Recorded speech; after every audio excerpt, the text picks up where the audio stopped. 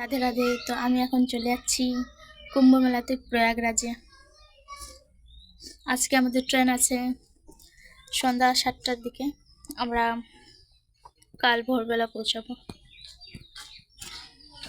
আমরা ট্রেনের মধ্যে বসে আছি, দেখতে পাচ্ছ খুবই ভিড় রয়েছে। এত ভিড় যে বলার কথা না, কোনো মতো চেপে বসে পড়েছি আমি রিজার্ভেশন বগিতে, এখানে ওখানে। আর দেখতেই পাচ্ছ তোমরা। তারপর আমরা বারাণসী স্টেশনে নেমে ট্রেন থেকে বাসে চেপেছি। বারাণসী স্টেশনে প্রচুর ভিড় ছিল বলে আমরা ভিড়ের জন্য আমি ভিডিও করতে পারিনি। তারপর বারাণসী স্টেশন থেকে বাসে উঠে পড়েছি, আর বাসে এতই ভিড় রয়েছে আমি বরের করে চেপে পড়েছি। আর মুখ চোখের অবস্থা তো আমার দেখতেই পাচ্ছ, পুরো না খেয়ে দিয়ে অবস্থা খারাপ হয়ে গেছে আমার। বারাণসী থেকে আমরা জুসি যাব, জুসি দিয়ে আমরা কুম্ভ মেলাতে প্রবেশ করব। দেখা যাক সেখানে কীরকম ভিড় রয়েছে। দেখো কত ভিড় রয়েছে। আমরা রাত্রেবেলা হেঁটেই যাচ্ছি, রাস্তা কমছেই না। এত হেঁটে যাচ্ছে যে হাঁটতে হাঁটতে আমাদের পা হাত ব্যথা হয়ে গেছে। প্রায় আমাদের 25-30 কিলোমিটার হাঁটতে হয়েছে। এটা হলো আমার মাসি, সামনে এটা আমার দেওর। আমরা এখন চলে যাচ্ছি প্রয়াগরাজ সঙ্গমে।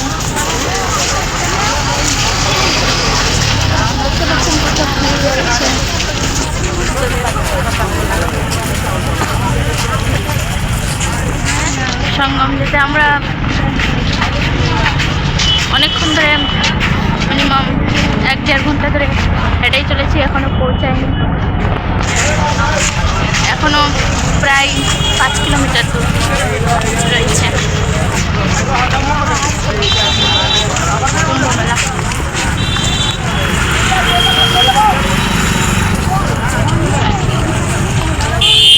কৃষ্ণ, আজকে মহাকুম্ভতে এতটাই বাইরে মেলাতে ভিড় রয়েছে যে বাইরে ঢুকানো যাচ্ছে না।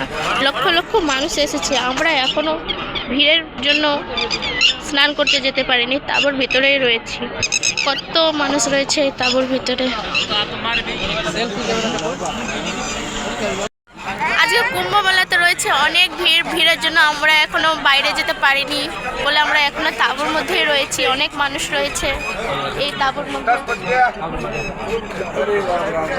ভোরবেলা থেকে এতই ভিড় যে ভিড়ের মধ্যে লক্ষ লক্ষ মানুষ চাপা পড়ে রয়েছে। দরজা বন্ধ আছে, আমরা এখনো ঢুকতে পারছি না। জানি না কখন আমরা স্নান করতে যেতে পারবো।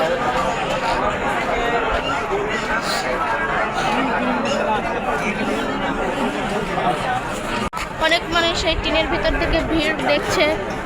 এখন আমরা যেতে পারছি না। এই ভাইটা বাইরে এতই ভিড় ছিল যে ভিড়ের মধ্যে চাপা পড়ে গেছিল। क्या हुआ था भीड़ में तुम्हारी? मैं दब गई थी भीड़ में। बहुत भीड़ था। कहाँ कहाँ चोट लगा था तुमको? हाथ में और पैर में भी। इस भैया का बहुत, আমারও হিন্দি চলে আসছে। বাচ্চাটাকে দেখে খুবই খারাপ লাগছে। এই বাচ্চাটা ভিড়ের মধ্যে চাপা পড়ে গেছে আর অনেক জায়গায় লেগেছে, এত ভিড় রয়েছে।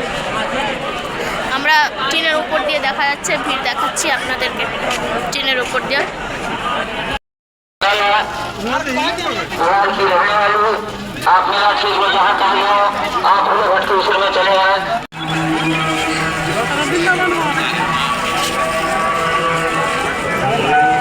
আমি বাবার জন্মেও কোনোদিন এত ভিড় দেখিনি।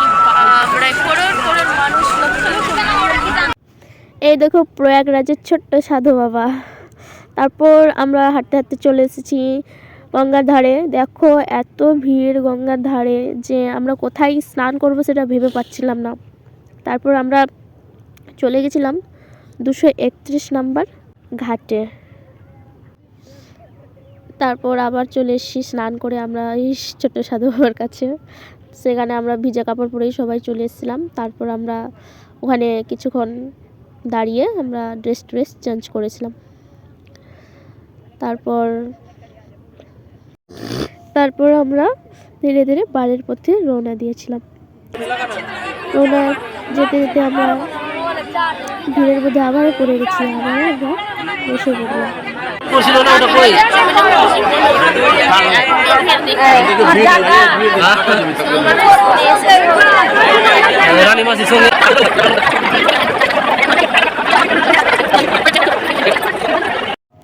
তারপর আবারও আমরা হাঁটতে শুরু করে দিয়েছি রাত্রেবেলা। আমাদের আবারও 25-30 কিলোমিটার হাঁটতে হয়েছে। সরস্বতী দুয়ার নামে একটা জায়গা রয়েছে, সেই জায়গায় আমরা হাঁটতে হাঁটতে ভোর করে দিয়েছি। ভোরবেলা সকালবেলা আমরা সেই জায়গায় পৌঁছাইছি। সেখান থেকে আমরা বাস ধরে তারপর বারাণসী স্টেশনে পৌঁছাবো। প্রয়াগরাজ স্টেশনে প্রচুর ভিড় ছিল বলে আমরা আলাদা রাস্তা দিয়ে বারাণসী স্টেশনে গিয়েছিলাম।